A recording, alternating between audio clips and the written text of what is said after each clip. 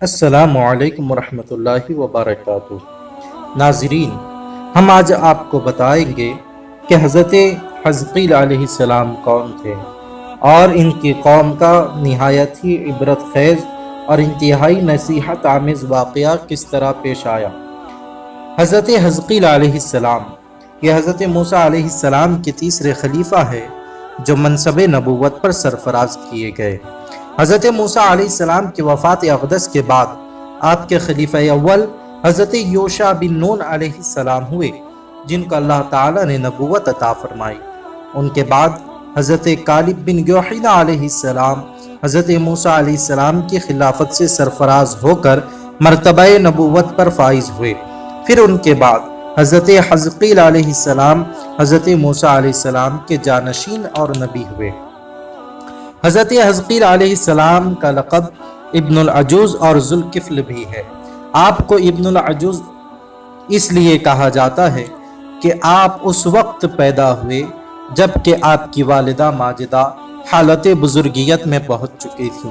اور آپ کو ذوالکفل اس لیے کہتے ہیں کہ آپ نے اپنی کفالت میں لے کر 70 انبیاء اکرام کو قتل سے بچا لیا تھا، جن کے قتل پر یہودی قوم آمادہ ہو گئی تھی۔ پھر یہ خود بھی خدا کے فضل و کرم سے یہودیوں کی تلوار سے بچ گئے اور برسوں زندہ رہ کر اپنی قوم کو ہدایت فرماتے رہے۔ حضرت حزقیل علیہ السلام کی قوم کا واقعہ اس طرح پیش آیا کہ بنی اسرائیل کی ایک جماعت جو حضرت حزقیل علیہ السلام کے شہر میں رہتی تھی، شہر میں طاعون کی وبا پھیل جانے سے ان لوگوں پر موت کا خوف سوار ہو گیا، اور یہ لوگ موت کے ڈر سے سب کے سب شہر چھوڑ کر ایک جنگل میں بھاگ گئے اور وہیں رہنے لگے۔ تو اللہ تعالیٰ کو ان لوگوں کی یہ حرکت بہت زیادہ ناپسند ہوئی، چنانچہ اللہ تعالیٰ نے ایک عذاب کے فرشتہ کو اس جنگل میں بھیج دیا، جس نے ایک پہاڑ کی آڑ میں چھپ کر اور چیخ مار کر بلند آواز سے یہ کہہ دیا کہ منہ تو یعنی تم سب مر جاؤ۔ اس مہیب اور بھیانک چیخ کو سن کر بغیر کسی بیماری کے بالکل اچانک یہ سب کے سب مر گئے، جن کی تعداد 70,000 تھی۔ ان مردوں کی تعداد اس قدر زیادہ تھی کہ لوگ ان کے کفن و دفن کا کوئی انتظام نہیں کر سکے، اور ان مردوں کی لاشیں کھلے میدان میں بے غور و کفن 8 دن تک پڑی پڑی سڑنے لگی، اور بے انتہا تعفن اور بدبو سے پورے جنگل بلکہ اس کے اطراف میں بدبو پیدا ہو گئی۔ کچھ لوگوں نے ان کی لاشوں پر رحم کھا کر چاروں طرف سے دیواریں اٹھا دی تاکہ یہ لاشیں درندوں سے محفوظ رہے۔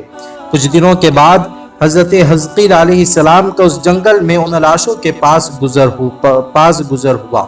تو اپنی قوم کے 70,000 انسانوں کی اس موت ناگہانی اور بے غور و کفن لاشوں کی فراوانی دیکھ کر رنج و غم سے ان کا دل بھر گیا، آپ دیدہ ہو گئے اور باری تعالیٰ کے دربار میں دکھ بھرے دل سے گڑ گڑا کر دعا مانگنے لگے کہ یا اللہ، یہ میری قوم کے افراد تھے جو اپنی نادانی سے یہ غلطی کر بیٹھے کہ موت کے ڈر سے شہر چھوڑ کر جنگل میں آ گئے۔ یہ سب میرے شہر کے باشندے ہیں، ان لوگوں سے مجھے محبت تھی اور یہ لوگ میرے دکھ سکھ کے شریک تھے۔ افسوس کہ میری قوم ہلاک ہو گئی اور میں بالکل اکیلا رہ گیا۔ اے میرے رب، یہ وہ قوم تھی جو تیری حمد کرتی تھی اور تیری توحید کا اعلان کرتی تھی اور تیری کبریائی کا خطبہ پڑھتی تھی۔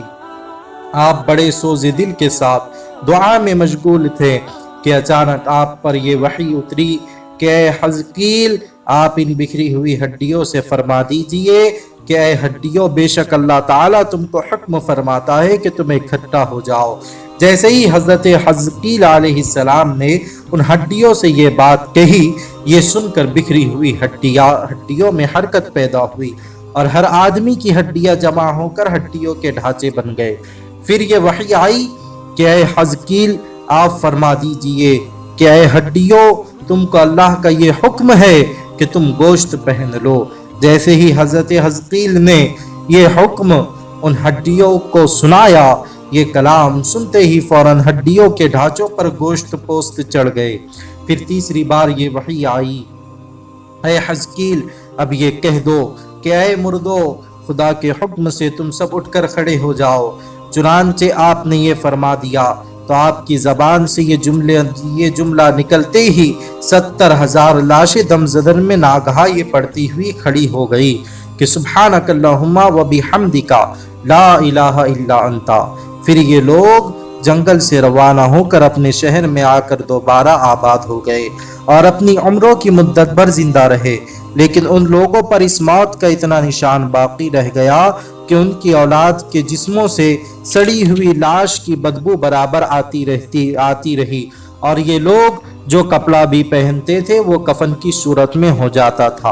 اور قبر میں جس طرح کفن میلا ہو جاتا ہے ایسے ہی میلا پن ان کے کپڑوں پر نمودار ہو جاتا تھا۔ چنانچہ یہ اثرات آج تک ان یہودیوں میں پائے جاتے ہیں جو ان لوگوں کی نسل سے باقی رہ گئے ہیں۔ یہ عجیب و غریب واقعہ قرآن مجید کی سورہ بقرہ میں خداوند قدوس نے بیان فرمایا، جس کا ترجمہ یہ ہے: اے محبوب، کیا تم نے نہ دیکھا تھا انہیں جو اپنے گھروں سے نکلے اور وہ ہزاروں تھے موت کے ڈر سے، تو اللہ نے ان سے فرما دیا مر جاؤ، پھر انہیں زندہ فرما دیا۔ بے شک اللہ لوگوں پر فضل کرنے والا ہے، مگر اکثر لوگ ناشکرے ہیں۔